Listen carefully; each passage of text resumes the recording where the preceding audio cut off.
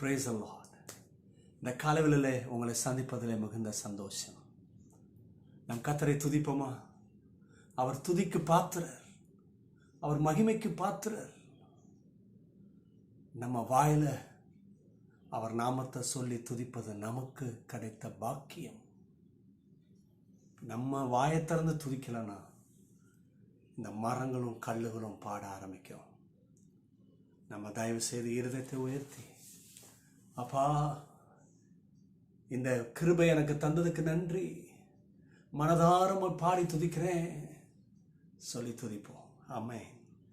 துதிக்கு பாத்திர மகிமை உமக்கே, எங்கள் கரங்களை உயர்த்தி உமை என்றும் ஆராதிப்போம். துதிக்கு பாத்திர மகிமை உமக்கே, எங்கள் கரங்களை உயர்த்தி உமை என்றும் ஆராதிப்போம். நீ பெரியவர், அற்புதங்கள் செய்பவர், உம்மை போல யாரும் இல்லை,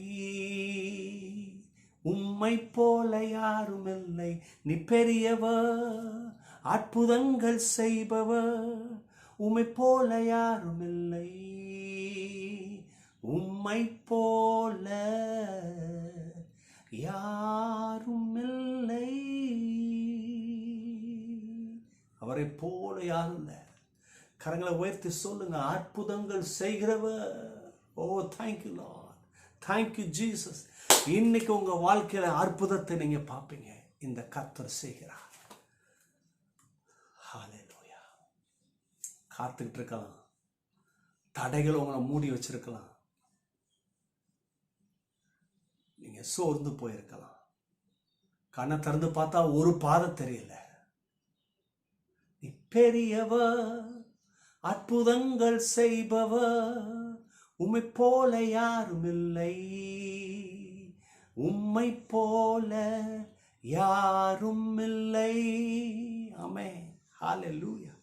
இன்னைக்கு அது வியாதியா இருக்கட்டும், கஷ்டமா இருக்கட்டும், தொல்லைகளா இருக்கட்டும், பஞ்சமா இருக்கட்டும், தரித்திரமா இருக்கட்டும், உங்களுடைய கண்கள் அற்புதத்தை, தேவனுடைய அற்புதத்தை பார்க்கும். ஆமென், ஆமென். தேவ ஜனமே, விசேஷமாக இந்த காலவெளியில வேதத்திலிருந்து ஒரு பகுதி எடுத்து பார்ப்போம். சங்கீதங்களின் புஸ்தகம் 16:5. சங்கீதம் 16:5. இந்த சங்கீதக்காரர் சொல்றாரு, ரொம்ப அற்புதமா சொல்லி வைக்கிறாரு. கர்த்தரின் சுதந்திரமும் என் பாத்திரத்தின் பங்குமானவர், என் சுதந்திரத்தை தேவரீர் காப்பாற்றுகிறேன். 3 காரியம்.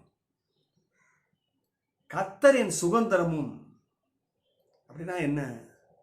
The portion of my inheritance. நல்லா கவனிங்க. ஒரு பெற்றோர் தங்களுடைய பிள்ளைகளுக்கு எவ்விதத்திலாவது ஏதாவது ஒரு காரியத்தை வாங்கி கொடுக்கவும் சேர்த்து வைக்கவும், அப்படியாக பிள்ளைகளுக்கு செய்கிறத பார்க்கணும். படிக்க வைக்கிறது, அவங்கள உயர்த்துறது, அவங்களுக்கு பிற்காலத்தில் பயன்படும்படியாக சில காரியங்களை வாங்கி தருவது.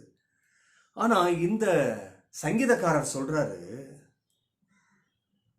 என் கர்த்தர்கிட்ட இருந்து வர்ற என்னுடைய சுதந்திரம், கர்த்தர்கிட்ட இருந்து வர்ற எனக்கு வர வேண்டிய சொத்து, அதை சொல்றாரு.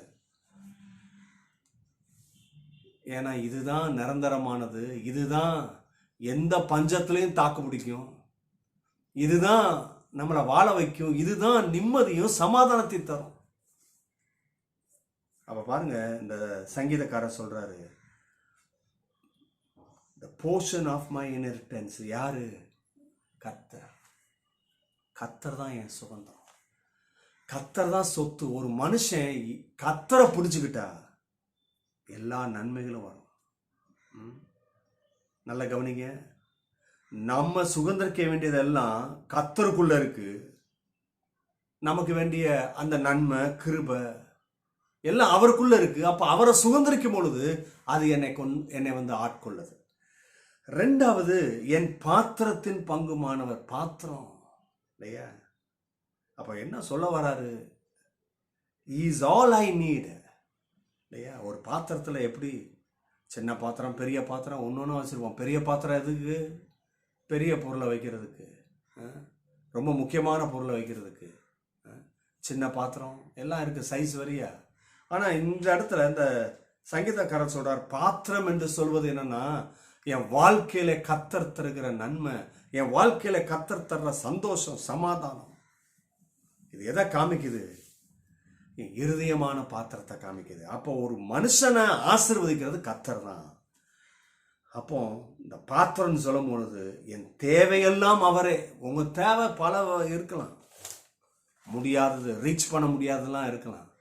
ஆனால் கவனிங்க, நம்முடைய பாத்திரம், அதாவது எனக்கு இது வேணும், இது இருந்தா அப்படின்ற நினைக்கிறீங்க பார்த்தீங்களா, அது எனக்கு கர்த்தர் இருந்தா போதும்.